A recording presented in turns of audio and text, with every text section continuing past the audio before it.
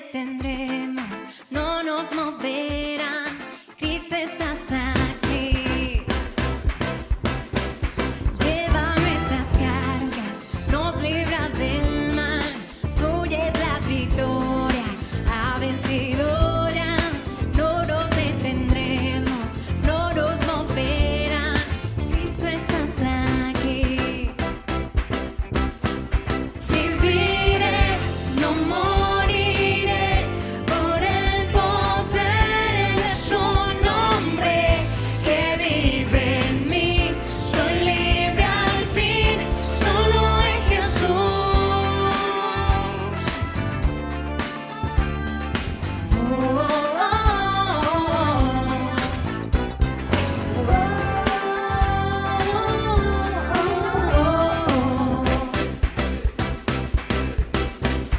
Lleva nuestras cargas, nos libra del mal. Suya es la victoria, ha vencido ya. No nos detendremos, no nos moverán. Cristo estás aquí. Viviré, no moriré por el poder de su nombre que vive en mí. Soy libre al fin, solo en Jesús. Viviré, no moriré, su nombre hoy levantaré. Declaro hoy que salvo soy, solo en Jesús.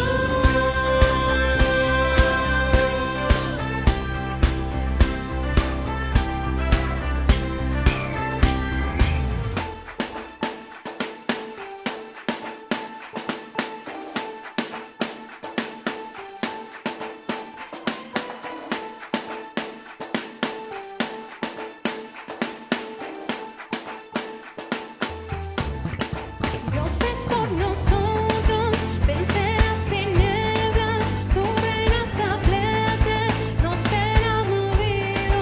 En tu nombre, Cristo, cae el enemigo, y yo lo gritaré, gritaré. Dios es por nosotros, vence las tinieblas, su reino establece, no será movido. En tu nombre, Cristo, cae el enemigo, y yo lo gritaré, gritaré. Dios es por nosotros, vence las tinieblas, su reino establece, no será movido. En tu nombre, Cristo, cae el enemigo, y yo lo gritaré, gritaré.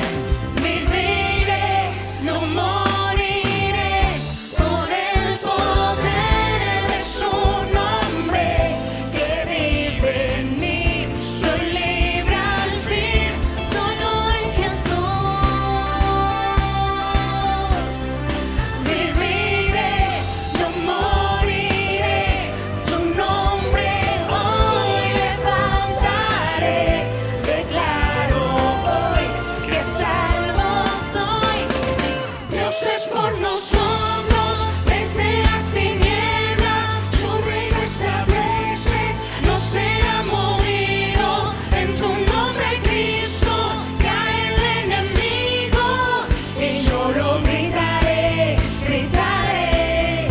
Dios es por nosotros, vence las tinieblas, su reino establece, no será movido. En tu nombre, Cristo, cae el enemigo, y yo lo gritaré, gritaré. Dios es por nosotros, vence las tinieblas, su reino establece, no será movido.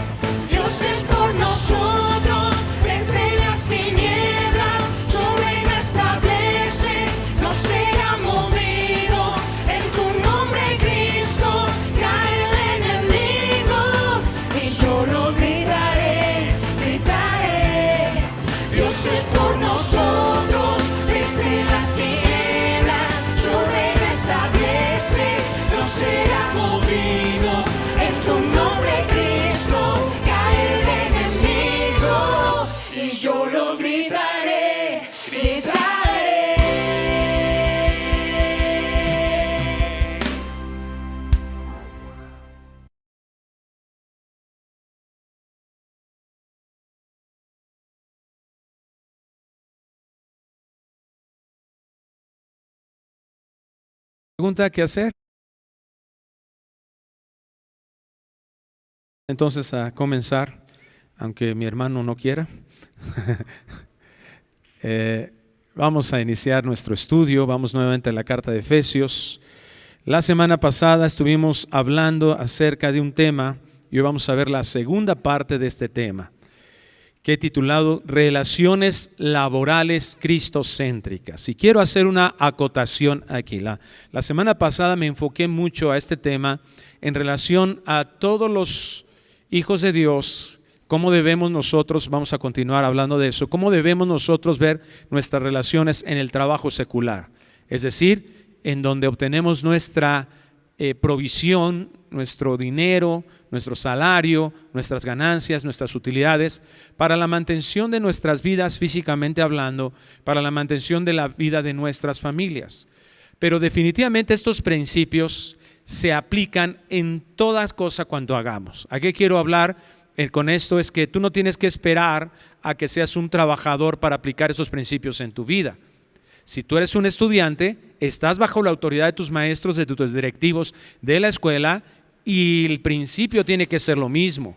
Esta búsqueda de excelencia en las labores de un hijo de Dios tienen que estar implícitas también en tu escuela. Me parece oportuno que señalemos esto, porque algunos pueden decir, algunos muchachos pueden estar, bueno, pues es hora que trabaje, ¿no? Bueno, si tú no te preparas desde ahorita con esta mentalidad y no eres responsable en tu escuela y no buscas tener excelencia en tus materias, en tu aprendizaje, mira, seguramente vas a llegar a un punto en tu academia, en tu desarrollo académico, en donde vas a querer abandonar, porque perdiste la brújula. Porque te perdiste creyendo que tú puedes vivir de una manera totalmente aislada en cuestiones de tu escuela. Es impresionante la forma en que actualmente estamos viviendo, y sobre todo es un llamado a los varones, a nosotros como padres de familia, ser un ejemplo para nuestros hijos varones. Es impresionante cómo estamos haciendo varones que son unos irresponsables. Estamos creando una ideología en la que no le estamos teniendo una exigencia. Les está afectando demasiado lo que están viviendo alrededor de ellos, y muchos de ellos no están terminando una carrera porque tienen esa mentalidad en la donde nos está haciendo falta crearles una ideología de trabajo, una mentalidad de responsabilidad. Los consentimos demasiado. Tenemos que ser un ejemplo de trabajo, pero también tenemos que convencerlos a ellos a través de una disciplina en sus vidas. Y eso inicia desde que están estudiando ellos una carrera, desde que están estudiando en la preparatoria, desde que están estudiando en la secundaria. ¿Cómo crees que va a crecer un muchacho si tú le dices, no, está bien que tú saques con 7 ya, pues ya ni modo, con 8 no?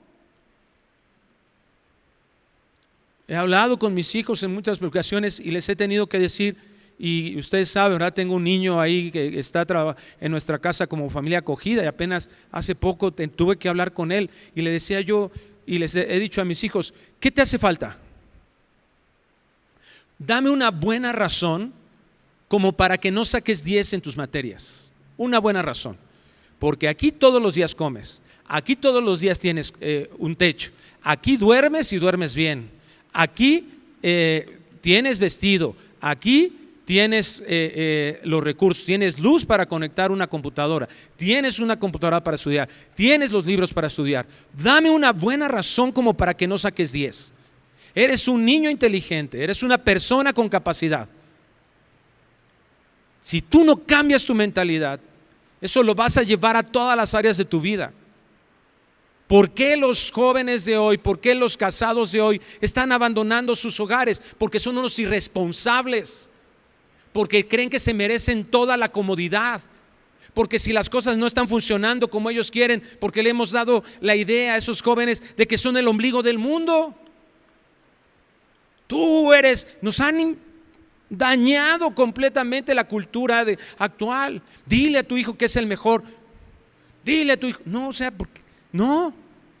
No es cierto. Dime dónde dice la Biblia que tenemos que invertir en eso, en ellos. No, al contrario, el Evangelio nos dice que tendemos al pecado y que solamente en Cristo podremos ser victoriosos. Eso invertimos en nuestros hijos. Llega un punto en el que ellos voltean y nos dicen: pero si tú me convenciste de que yo no necesito más que a mí mismo, yo no necesito a Dios. Porque nuestra educación no está plasmado el Evangelio. Mucho cuidado, hermanos. No, el Evangelio no se trata, por supuesto, nada más de crear culpa en el corazón. No, cargar la culpa del pecado y que los impulse a la solución en relación a ese pecado que está solo y exclusivamente en Cristo.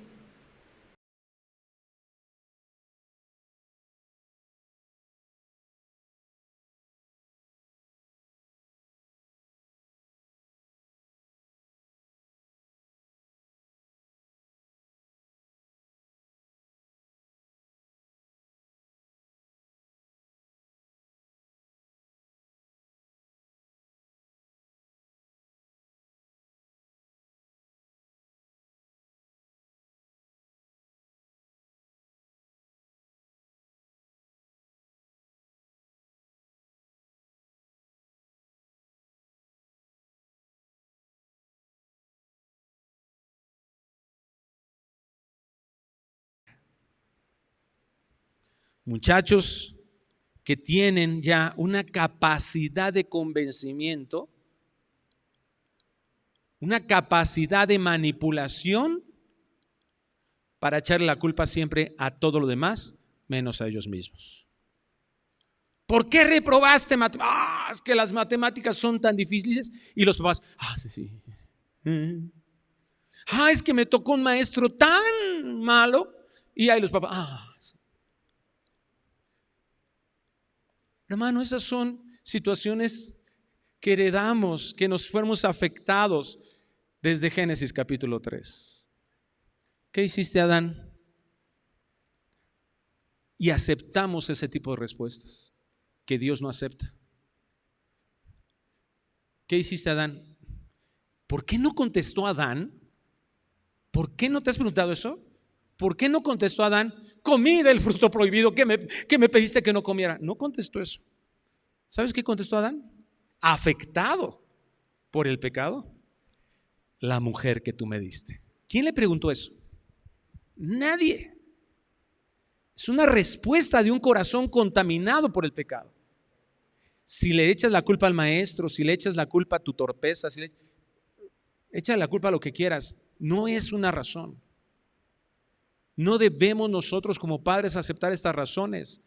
Tenemos que hacerlos entender que es su condición de pecado y que, repito, no dejarlos abandonados a la vergüenza y la culpa de su pecado, sino eso los impulse hacia la cruz de Cristo. De lo contrario, o el resultado de lo contrario es muy evidente. Hay una crisis laboral en el mundo por esa mentalidad. Los famosos millennials que están entrando desde hace unos años a la etapa productiva, hay una crisis de permanencia de ese tipo, de esos jóvenes que en la actualidad están en esa posición, abandonando. ¿Por qué? Después de que muchos de ellos hasta estudiaron maestrías, llegan a trabajos, están ahí un tiempo y de repente, es que esto ya no me satisface, es que esto ya no me hace feliz. Adiós. Después que empresas han invertido miles de dólares en ellos en capacitación, no les importa. Se está promoviendo actualmente en Estados Unidos el que puedan tener un certificado de capacidad de carácter. Fíjate hasta dónde se ha llegado el asunto.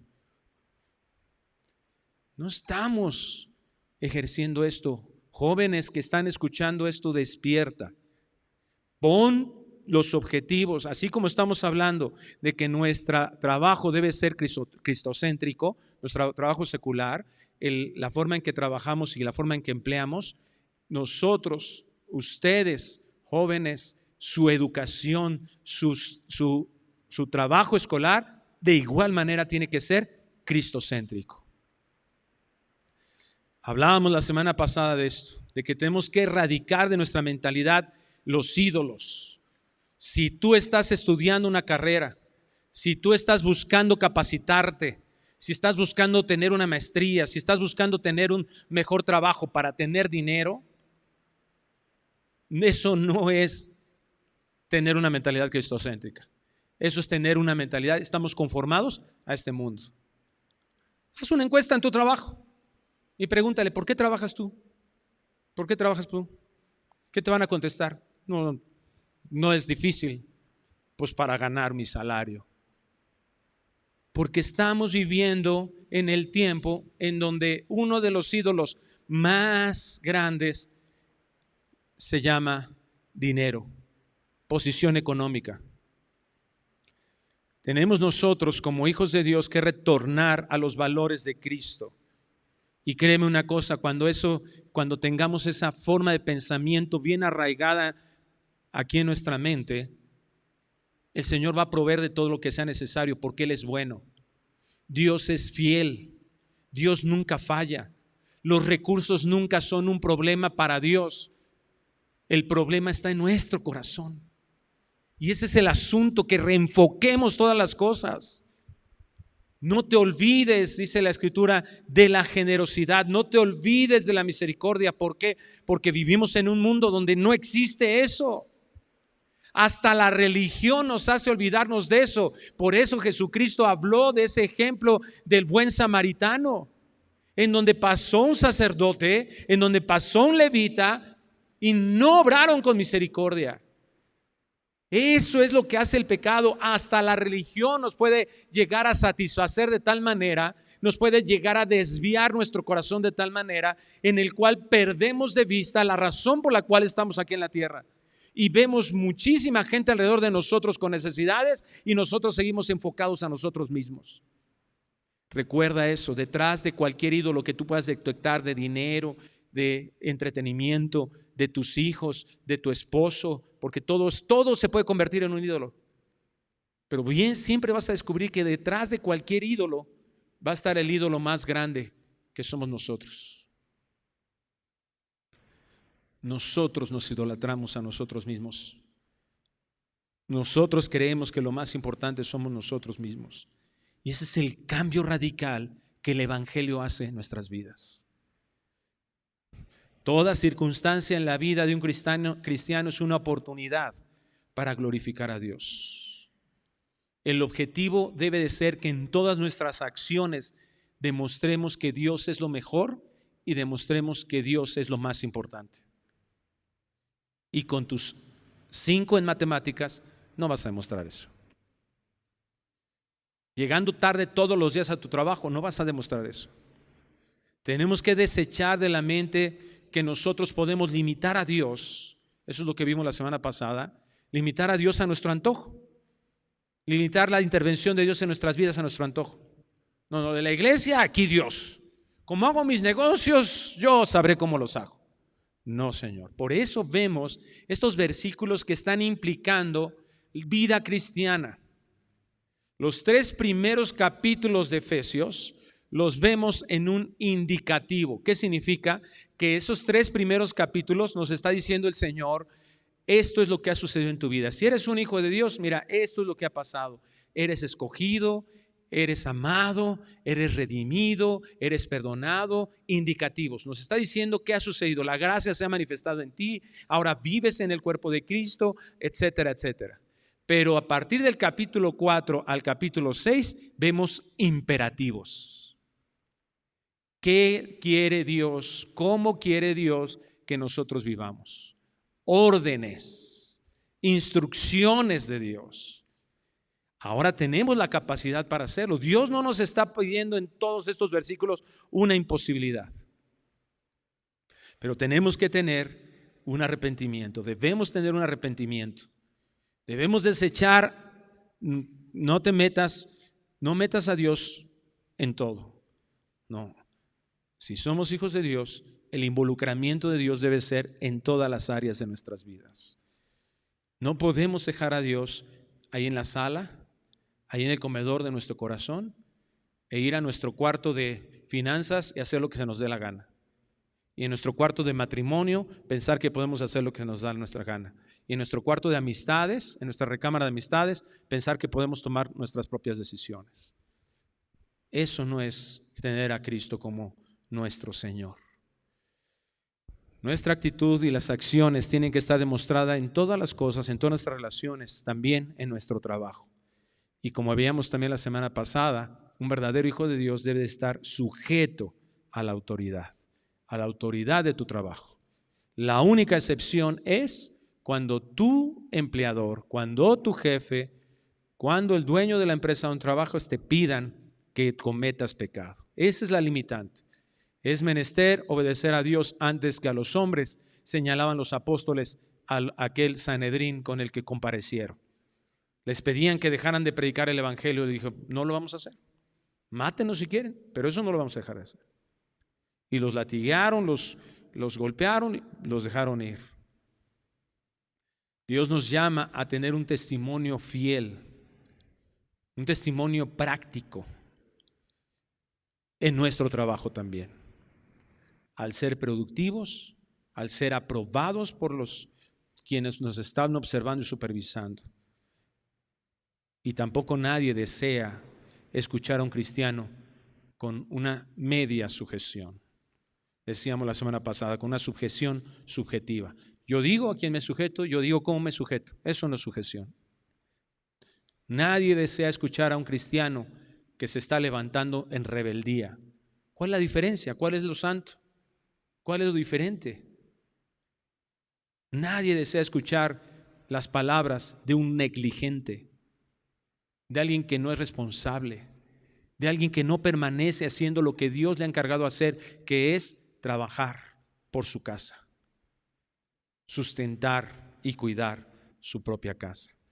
Voy a volver a leer el pasaje que leíamos la semana pasada, Efesios capítulo 6, versículo 5. Siervos, obedeced a vuestros amos terrenales con temor y temblor, con sencillez de vuestro corazón como a Cristo, no sirviendo al ojo como los que quieren agradar a los hombres, sino como siervos de Cristo, de corazón haciendo la voluntad de Dios, sirviendo de buena voluntad como al Señor y no a los hombres, sabiendo que el bien que cada uno hiciere, ese recibirá del Señor, sea siervo, sea libre. Y vosotros, amos, haced con ellos lo mismo, dejando las amenazas, sabiendo que el Señor de ellos y vuestro está en los cielos y que para Él no hay acepción de personas.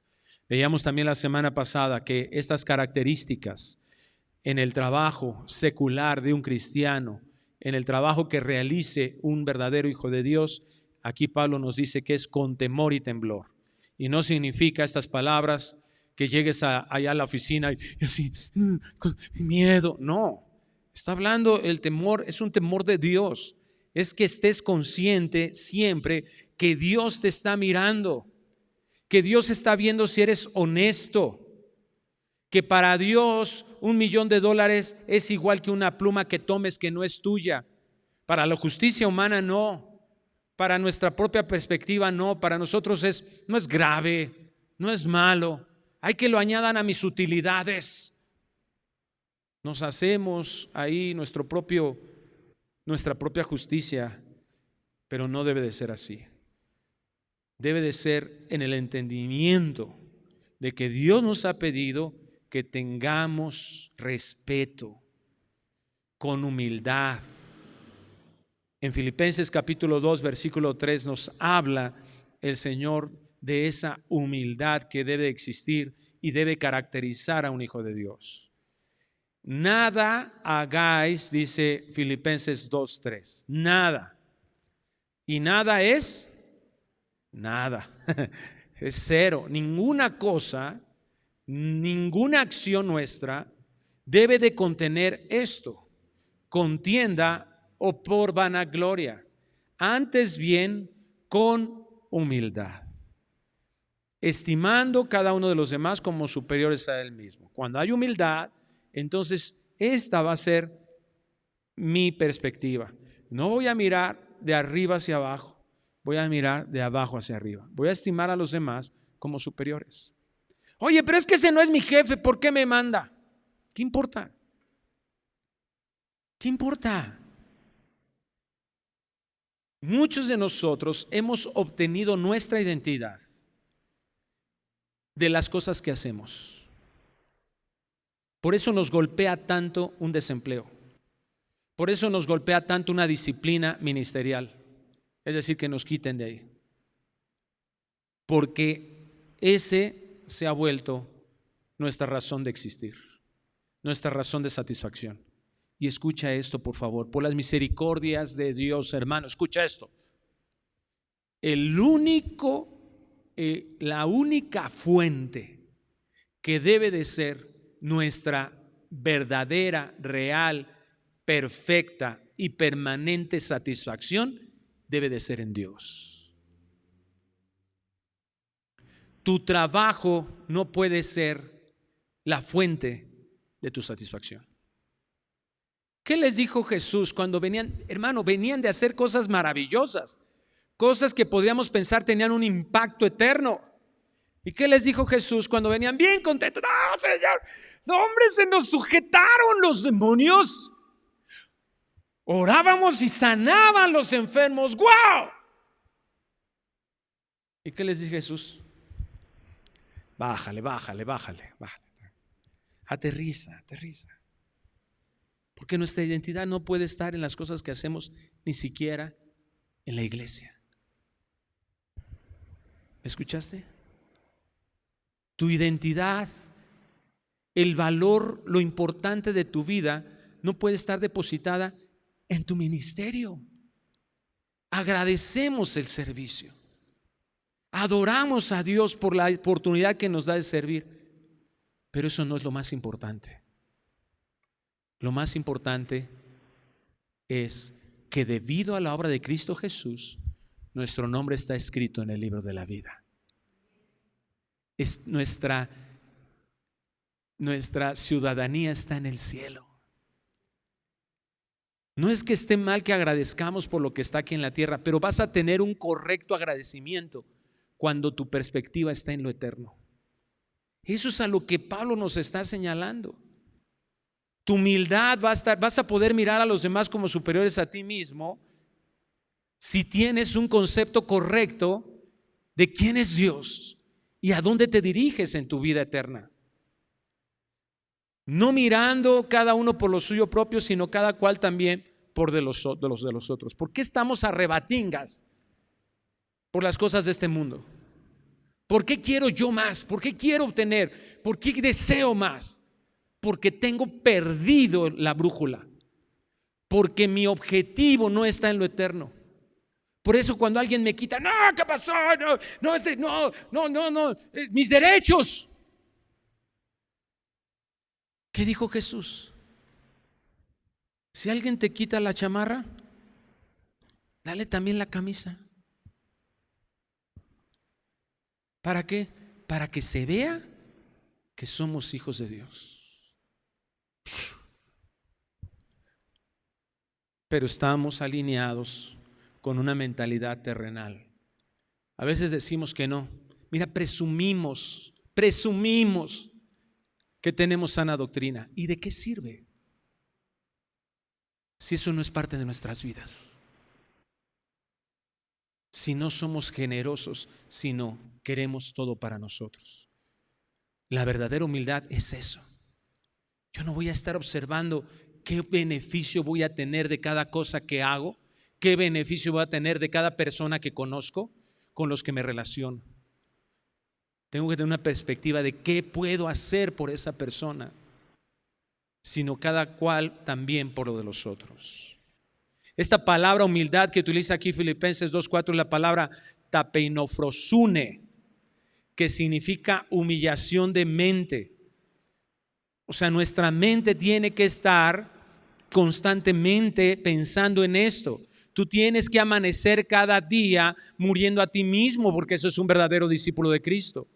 Tú no puedes pensar que saliste de esta predicación convencido y que eso es suficiente porque ahora ya adquiriste un buen concepto de humildad. No, eso lo tienes que llevar a cada día de tu vida. Hay un pastor que conocí, Quique Torres, que él se propuso eso. Mira, yo soy tan orgulloso que tengo que estarme recordando, sobre todo en momentos en donde las cosas no están funcionando bien. Por ejemplo, cuando llego a un aeropuerto, así me lo compartía él, por ejemplo, cuando llego a un aeropuerto y que se retrasa el vuelo, o que tienen mal, o que no me trajeron el equipaje y cosas por el estilo, y me tengo que estar recordando, no soy nada, no merezco nada. Y tiene otra frase que ya se me olvidó, pero va por ahí, por el estilo. Pero es eso, o sea, si yo sigo la corriente de este mundo, voy a estar buscando piedrotas, rocas, donde yo me pueda elevar y mirar a los demás de arriba para abajo. Mis logros, mi academia, mis títulos, mi dinero, siempre voy a estar buscando eso. La carne va a buscar eso en automático. Pero si yo alimento mi espíritu con la palabra de Dios, yo tengo que ser un dador. Tengo que aprender a dar mi tiempo para otros. Tengo que aprender a dar de mis bienes a otros. Poner en disposición mi vida para que otros sean bendecidos. El Nuevo Diccionario Bíblico Ilustrado define la humildad de esta manera: aquella actitud que reconoce el propio lugar bajo la condición de criatura de Dios, opuesta a la presunción, afectación u orgullo. La persona humilde reconoce su dependencia de Dios, no busca el dominio sobre sus semejantes, sino que aprende a darles valor por encima de sí mismo. Cuando tú estés bajo la subordinación de alguien, hazlo en contentamiento, feliz, porque tienes que entender eso. Es Dios el que te puso ahí. Oh, pastor. No, pero es que tú no conoces a mi jefe. Tú no conoces a mi jefa. No, pastor, tú no conoces a mis papás. Tienes toditita la boca llena de razón. No los conozco, pero Dios sí. Y si tú puedes pensar que tienes al peor jefe de la tierra, mira lo que dice Dios en 1 Pedro capítulo 2 versículo 18. Siervos, estén sujetos a sus amos con todo respeto, no solo a los que son buenos y afables. Eso está fácil. Bueno, hay algunos que ni cuando son buenos y afables están sujetos a sus jefes. Pero si lo ves así muy humanamente, hay algunos que no han nacido de nuevo y a sus jefes buenos y afables se sujetan. Pero el llamado es a ir más allá de lo natural, sino también a los que son insoportables. Lo estoy leyendo en la Nueva Biblia de las Américas. Porque esto haya gracia. Si por causa de la conciencia ante Dios alguien sobrelleva penalidades sufriendo injustamente, pues qué mérito hay si cuando ustedes pecan y son tratados con severidad, lo soportan con paciencia. Pero si cuando hacen lo bueno sufren por ello y lo soportan con paciencia, esto haya gracia con Dios. Si tu patrón, tu jefe, tu cliente, déjame decirlo con estas palabras, ¿es un canijo? ¿Es un hígado? ¿Es un manchado? ¿Es difícil? Dios te dice, sujétate por amor y obediencia a mí. Y de pasadita hay un trato en nosotros, necesario, indispensable. Tú puedes pensar que no eres orgulloso, pero mira, nada más el hecho de pensar que no eres orgulloso ya estás siendo orgulloso. Tú puedes pensar que no eres altivo ni soberbio. Te aseguro una cosa, si tú te sientes y te percibes a ti humilde, no estás siendo humilde. Y sigue diciendo, segunda característica, con sencillez de vuestro corazón, como a Cristo. La Nueva Traducción Viviente dice: sírvanlos con sinceridad, tal como servirían a Cristo. Dios no quiere que nosotros lo hagamos de forma mezquina. Hay alguien que nos está viendo todo el tiempo.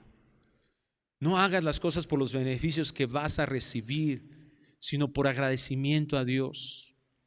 El que provee de todo es el Señor. Dios te proveyó de ese trabajo y Dios te podría cambiar de ese trabajo. Dios te proveyó de ese dinero y Él podría incrementarlo hasta indefinidamente, o sea, sin ningún tipo de límite. Es cierto, hay un sueldo, pero esa no debe ser nuestra principal motivación, sino entender que aún en eso, en lo que estamos haciendo ahí, estamos sirviendo al Señor.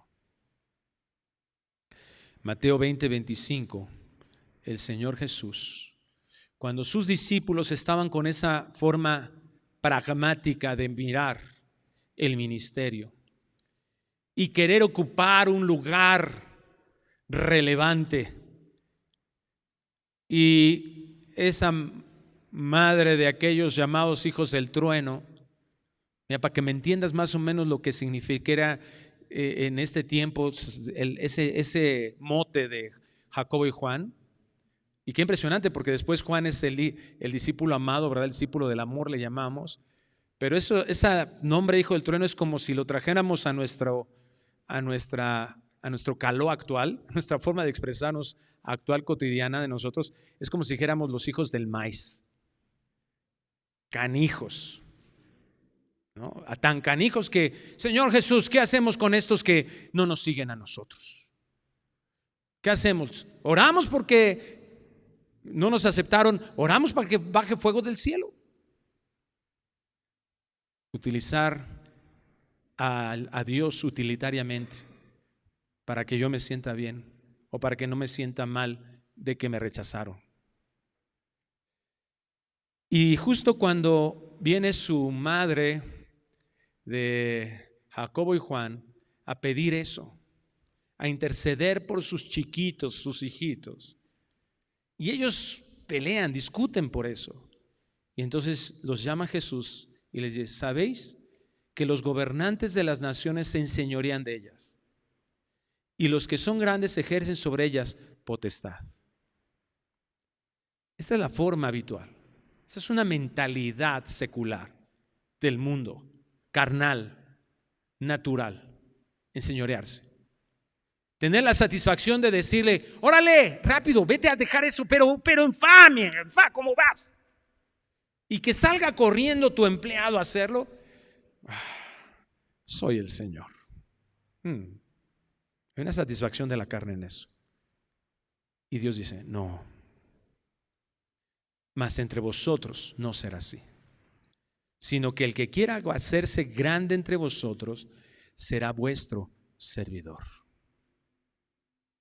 Y el que quiera ser el primero entre vosotros será vuestro servidor. Grande, primero, preeminencia, es el resultado de servicio. Un servicio honesto a Dios, un servicio sincero a Dios, y un servicio que se refleja esa honestidad, esa sinceridad a Dios aquí en la tierra. Honesto y sincero hacia los hombres. Y el que quiera ser el primero será vuestro siervo. Como el Hijo del Hombre no vino para ser servido, sino para servir y para dar su vida en rescate por muchos. Servir a otros es lo que hizo Cristo y es lo que debemos hacer los verdaderos discípulos. El verdadero y honesto servicio nos identifica como miembros del reino de Dios. No tus ganancias, no tu dinero como ese cochino evangelio que se le llama de la prosperidad.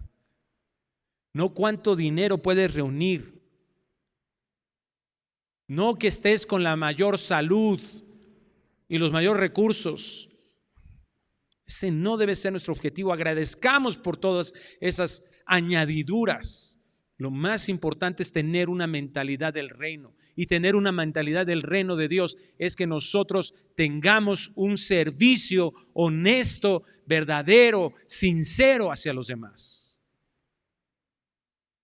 quitando de vista el objetivo de donde nosotros vamos a ser beneficiados por lo que hagamos por otras personas. Sigue diciendo el versículo 7 de Efesios 6, sirviendo de buena voluntad como el Señor y no a los hombres. La Nueva Traducción Viviente traduce, trabajen con entusiasmo. La palabra de Dios para todos dice, hagan su trabajo de buena gana, como si estuvieran sirviendo al Señor y no a los seres humanos. Mira, en nuestra relación con Cristo, o somos una Marta o somos una María. Una María que se sienta a escuchar la voz de Dios y decir, esto es lo que quiero vivir en mi vida. Sígueme hablando, Señor. O una Marta que está tan afanada por todo, por quedar bien, está tan afanada que pierde de vista el objetivo de su vida, glorificar a Dios. Tan lo pierde de vista que se sale bien enojada con Jesús y le dice, oye, ¿no te puede que yo estoy trabaja y la María aquí de floja? Estoy parafraseando, Estoy parafraseando las palabras como las diría yo tal vez. No te puede, Señor, o sea, ¿qué onda? ¿Qué onda? O sea, María está aquí. Pero la siguiente parte es la importante cuando perdemos de vista quién es el Señor y nuestro objetivo de glorificarle. Porque ¿qué hace Marta? Ahora ella se comporta como el Señor, como la doña, como la señora, como la dueña. Porque le da instrucciones a Cristo. Dile que vaya y me ayude. A ver, Jesús, por favor, muévete. Qué impresionante, ¿verdad? Pero así somos. Es nuestra carne. Cuando las cosas no están funcionando como nosotros queremos, cuando estamos cansaditos de estar haciendo lo que Dios nos ha encargado, de repente sin darnos cuenta ya somos los señores. ¿Por qué, Señor? ¿Por qué permites que este jefe me trate así? ¿Por qué, Señor? Estamos ahí reclamándole a Dios como si fuéramos el Señor.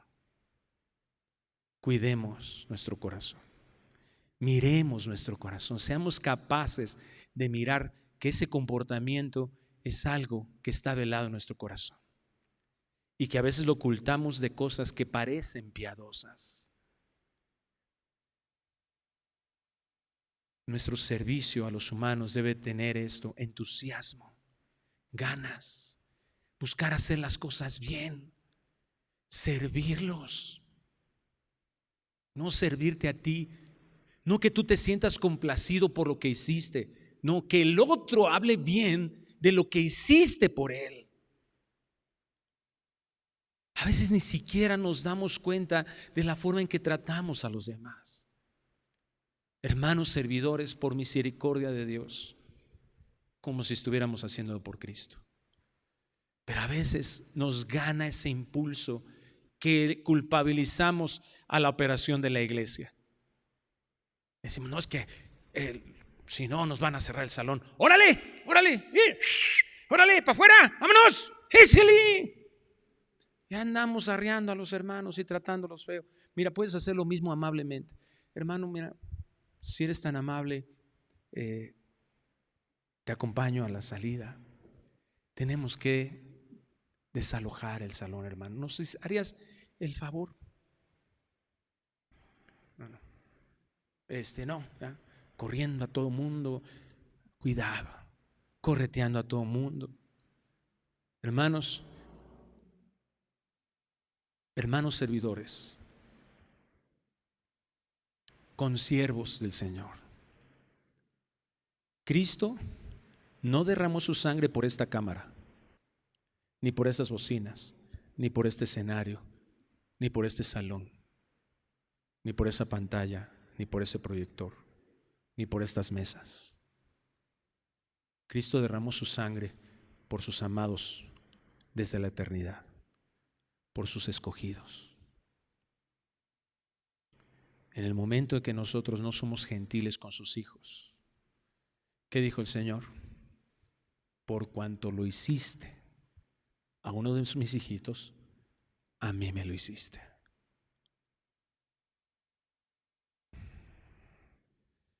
Versículo 8 de Efesios 6, sabiendo que el bien que cada uno hiciere, ese recibirá del Señor, sea siervo o sea libre. el sueldo, el crecimiento, la experiencia laboral, los títulos, no son nuestra mayor ganancia. Hay que esforzarnos. Qué bueno. Qué bueno que se te pueda mejorar tu estatus dentro de tu trabajo. Amén. Pero que te des cuenta que eso no es tu máximo. Colosenses 3:23 nos añade, Efesios y Colosenses son cartas paralelas. Los temas que utiliza Pablo para una carta y para la otra son muy semejantes y nos enriquecen. Colosenses 3:23 fue un texto que mi pastor, cuando yo era un adolescente, nos hizo memorizar y lo traigo tatuado en el corazón. Ha sido algo que él me enseñó. Él ya partió con el Señor, mi pastor Enoch Aguirre, que sirvió para ser un ejemplo, él y su familia, para algo que yo llegué a anhelar desde mi corazón, para que yo tuviera una familia que sirviera al Señor. Y el Señor en su gracia nos los ha concedido a mi esposa y a mí. Pero fue un impacto tan fuerte sus vidas que hasta el día de hoy los recordamos con mucho cariño. Su esposa Rebeca, debido a que ella fue nuestra pastora durante nuestra adolescencia y juventud, ahora mi hija se llama Rebeca, como ese deseo de honrar a una persona importante en nuestras vidas. Y todo lo que hagáis, dice Colosenses 3:23, hacedlo de corazón, como para el Señor y no para los hombres, sabiendo que del Señor recibiréis la recompensa de la herencia, porque a Cristo el Señor servís. La verdadera y mejor recompensa viene de Dios y será por la eternidad. Cuando cambiamos nuestra perspectiva a lo eterno, las cosas aquí en la tierra entendemos su verdadero valor. Quitamos el valor impuesto. Y mira, siendo misericordiosos, el mundo tiene su valor en esas cosas porque no entienden lo eterno. Son dignos de conmiseración, de lástima, diría yo, porque tienen sus perspectivas y sus ganancias en la tierra y están afanados por eso. Esta semana se cayeron las redes sociales de este hombre Zuckerberg, ¿verdad? De Facebook, Instagram, y dicen que perdió 5.9 mil millones de dólares. Y si tú dices 5.9 mil millones de dólares, dices, no inventes, qué dineral, ¿no? Ni el 0.001% creo que yo voy a poder ganar en toda mi vida de esa cantidad nada más que él perdió en una tarde. Lo grave de ese asunto, lo terrible fue que pasó de ser el quinto hombre más rico del mundo al sexto. ¿Cuánto dinero tiene el vato, verdad? Esos son los valores de este mundo. Cuando ves la historia de algunas personas, te das cuenta, como él, te das cuenta que su vida es eso, las ganancias. Facebook está ahí en un conflicto en relación, y hay personas que dentro de Facebook o de esta empresa han salido a exponer que los intereses de la empresa siempre están sobre los intereses de los usuarios. ¿Por qué? Porque el dinero es el objetivo. Si ese es nuestro objetivo, entonces no estamos siguiendo los pasos de Cristo, estamos siguiendo los pasos de este mundo. No estamos siendo renovados, transformados para ser como Cristo, estamos conformados a este mundo, a este siglo. No nos engañemos. Es trascendental el asunto. No se pueden las dos cosas. No nos engañemos. No puedes estar siendo conformado a este mundo y transformado a Cristo. Son totalmente es una antítesis completa. No son similares siquiera. Tengamos cuidado. ¿Dónde está nuestro corazón? ¿Hacia dónde se está dirigiendo? Vosotros, amos, sigue diciendo, haced con ellos lo mismo, dejando las amenazas, sabiendo que el Señor de ellos y vuestro está en los cielos y que para Él no hay acepción de personas.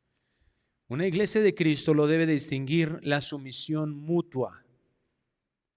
Yo me sujeto a ustedes, ustedes se sujetan a mí. Aun cuando tengamos además de esa relación eclesiástica, una relación laboral. No importa nuestra posición económica, no importa mi posición social o cultural o académica. No importa si yo soy jefe en un lugar o tú eres jefe. No importa absolutamente nada de eso. Si tú eres jefe, el trato que tengas con tus empleados, el salario que les des a tus empleados, el horario que tienen que cumplir tus empleados, los insumos que tengan tus empleados, los materiales que tú les proveas, las herramientas deben de ser de la máxima calidad. Como si tú fueras ese empleado. Cristo, que está viendo eso, está viendo si tú eres honesto respecto a eso. Si Dios está respaldando tu negocio, si Dios está respaldando esa área que tú tienes como encargo en esa empresa, en esa oficina, Él proveerá para hacer testimonio de su poder. No estés restringiendo este tipo de cosas, porque si no, no estás haciendo lo correcto. Como te lo dije hace un rato, los recursos no son nunca un problema para Dios. Si alineamos nuestro corazón a una dependencia de Dios, entonces vas a entender que tú debes de procurar darle el mejor salario que le puedas dar a tu empleado. Las mejores prestaciones. No te vas a estar teniendo que brincar absolutamente nada. Pero es que a lo mejor no sale. ¿Quién provee ese negocio? ¿Tú, tu inteligencia, tus matemáticas, tu contabilidad o Dios? Cuando Dios pone eso en nuestros corazones, entonces la obediencia va a hacer que las ventanas de los cielos se abran en abundancia. Pero si tú quieres dominar con tus mejores ideas de negocios, no estés esperando el respaldo de Dios. No puedes pensar que estás procurando las bendiciones de Dios sin seguir los preceptos de Dios. Y ustedes, amos, dice la Nueva Traducción Viviente de Efesios 6:9, traten a sus esclavos de la misma manera, no los amenacen. Tenemos que evitar pasar de autoridad a autoritarismo. Ciertamente tienes que dirigir, ciertamente tienes que dar órdenes, eso no es pecaminoso, pero la forma en que lo haces, el propósito con lo que haces es importante. Nunca amenaces, bueno, pues si no haces lo que yo te digo, entonces te voy a restar el sueldo. No, hay que indicar lo correcto. Y muchas veces a empleados, por supuesto que tienes que corregir su trabajo. No estamos hablando de que tú te vuelvas un tolerante de todo y de que, no, hay que corregir su trabajo con mansedumbre, con humildad, sabiendo que lo mejor para esa persona es que pueda ser formado. Gracias a Dios, hace unos meses un hermano nuestro que estaba, él ya es subdirector en el área bancaria, y él mucho tiempo fue gerente de una sucursal bancaria, y me dijo, oye, mira, a mí me sirvieron mucho los principios que nos enseñaron aquí en la iglesia cuando estuvimos liderando en el grupo de jóvenes. Y esos principios, esa perspectiva la usé en la iglesia, en el trabajo ahí, en mi sucursal, y fue de grande bendición. Crecimos hasta ser la mejor sucursal en la ciudad, en esa institución donde trabajé. No estamos hablando de cosas abstractas, estamos hablando de una vida cristiana. Tenemos que buscar en todos los casos y sobre todo cuando son hermanos una comunión. Ya exhortamos a aquellos que son empleados, también los que somos o pueden ser empleadores. Permíteme leerte este comentario de este versículo del pastor John MacArthur de esta carta a los Efesios. Toma decisiones de negocios primero que todo, con base en las normas divinas de justicia, rectitud, verdad y honestidad, procurando manifestar la naturaleza y voluntad de su Padre Celestial en todas las cosas que hace. El trato con sus empleados se basa en el bienestar y los mejores intereses de ellos, así como los del negocio. Les trata con justicia porque esa es la voluntad del Señor. Les trata con respeto porque al hacerlo respeta y honra al Señor. La Nueva Traducción Viviente termina este versículo diciendo: recuerden que ambos tienen el mismo amo en el cielo y Él no tiene favoritos. Un patrón cristiano no tiene como prioridad la utilidad o la permanencia de su negocio. Su prioridad es hacer la voluntad de Dios modelando el Evangelio. Dice Hebreos 13:5. Con esto termino. Sean vuestras costumbres sin avaricia, contentos con lo que tenéis ahora, porque Él dijo: no te desampararé ni te dejaré. De manera que podemos decir confiadamente: el Señor es mi ayudador, no temeré lo que me pueda hacer el hombre. Hermano, no estamos hablando de cosas, repito, místicas. Nosotros conocemos que hace ya desde el siglo XVIII, la nación de los Estados Unidos se fundamentó en la Biblia, su constitución, las universidades, la educación. Ahora se han extraviado y estamos viendo los resultados terribles. Las empresas se fundaron en principios bíblicos. Y vemos ahora muchas empresas que Dios bendijo y son transnacionales. Es decir, hay empresas, hay sucursales de estas empresas por todo el mundo. Ahora muchas están perdiendo esto y estamos viendo los resultados, los problemas que están teniendo y estamos vislumbrando los problemas que tendrán. Pero esta es la realidad. Este es el ejemplo vivo de que si nosotros seguimos esos principios bíblicos, podemos estar seguros que vamos a vivir en contentamiento. Dice el libro de Eclesiastés: el tener bienes y disfrutarlos. No solo tener bienes, el tener bienes los puede hacer un impío, pero el disfrutarlos es don de Dios. ¿De qué te va a servir tener millones de dólares si vas a tener miedo de pisar la calle?